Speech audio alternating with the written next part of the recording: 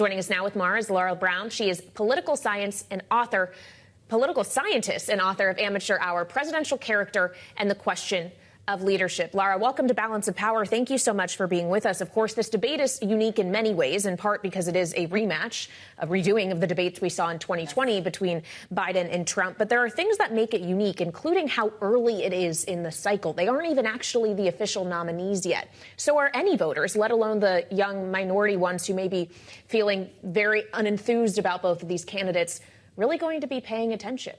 Well, I think the hard part is always in presidential debates, you have the people who are partisans who tune in.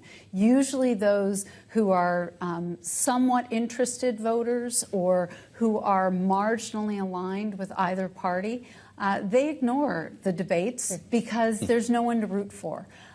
It's really a kind of partisan exercise in which both sides turn out in the audience, their team, to cheer on their candidate. Can I challenge the notion that we started with here that young people are going to be watching this at all on Thursday night? I'd love to think they're all here with us here at Bloomberg, and God knows we'll have the debate for everyone. But aren't they going to watch this clipped up on Twitter the next morning or TikTok in some montage or meme that ridicules whatever the candidates were doing? And if so, that's going to direct the strategy by these two candidates. Everyone's going to go for a viral moment. Well, I think that's right. I do think that most Americans, it's not just young people, it's really most Americans, will watch the debate and hear about the debate. In fact, the political science literature is really clear on this, that what matters more than the debate itself is the conversation about the debate in terms of who is the winner or who is the loser. So it is often the post-debate analysis, and this is why the campaigns spend so much time trying to spin reporters and, claim that their side won the debate.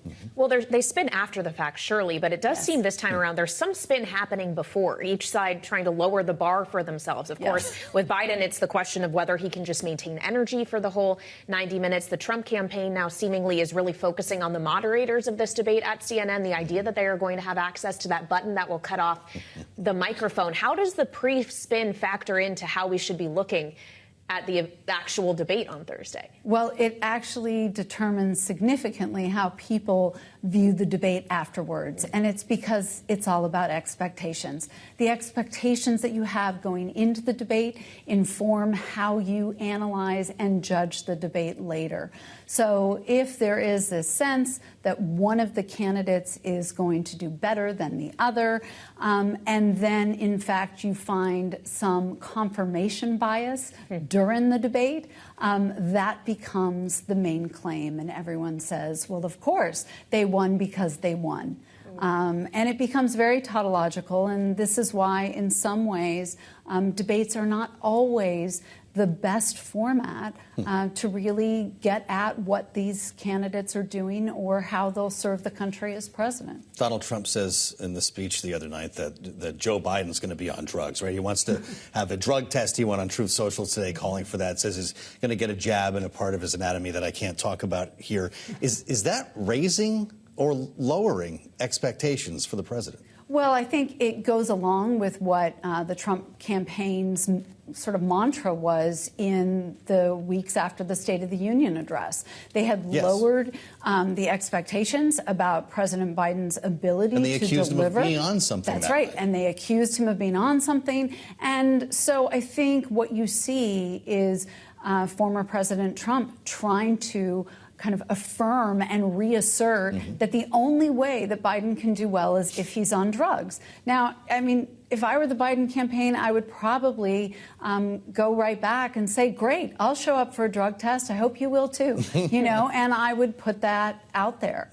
If this is going to be sort of a question of who's not on drugs, I do think we'll have an interesting conversation. I think we're talking about this right now. Yeah, of course, all of that, though, is focused basically on performance, not actually the words that they're saying, but how they're saying them. But debates are supposed to be just as much about policy, if not more about policy, than performance, theoretically. And you sound like you're about to disagree. Yes, I look at you sort of quizzically only because really most voters don't focus on policy. It's the partisanship of the two candidates that really inform their policies, and most voters and most Americans know that. They know what kind of the policy shorthand is because they know which party each candidate comes from. So this is a much more kind of personal, stature, character kind of a moment where voters are looking at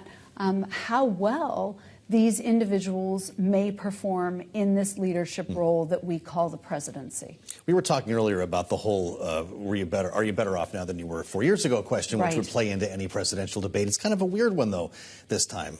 When Joe Biden thinks about the prices that you were paying 4 years ago, and Donald Trump thinks about the pandemic that you were living in with people dying around you 4 years ago. Do neither want to answer that?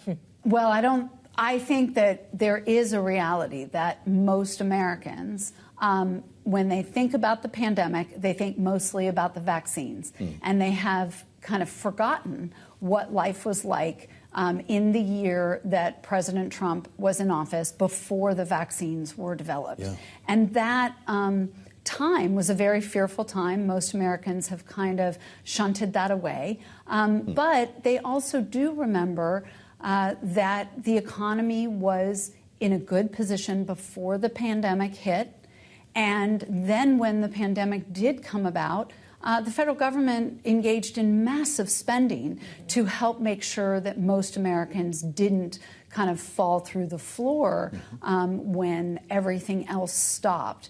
And I think, you have to understand that most Americans look at where we are now and they say, well, the costs are more. I'm not getting the financial assistance I was. Yeah. And even if my wages are higher, I deserved it. I earned that wage increase rather than that is sort of a collective phenomenon. So the economy questions in the debate are Trump's to lose, essentially, is what you're saying. Well, I think they are really, both sides have a challenge in terms of convincing the American public that they will be better for the economy. But we know that in sort of every way possible, the economy is actually doing quite well at the moment. If anything, there's a question about sort of the disinflationary pressures that are coming toward goods and services, and there's some questions about weakening in the GDP now. Well, we'll see if we're calling this debate amateur hour by the time we're done. Lara Brown, we thank you for being with us at the table. It's great to have you back on Bloomberg.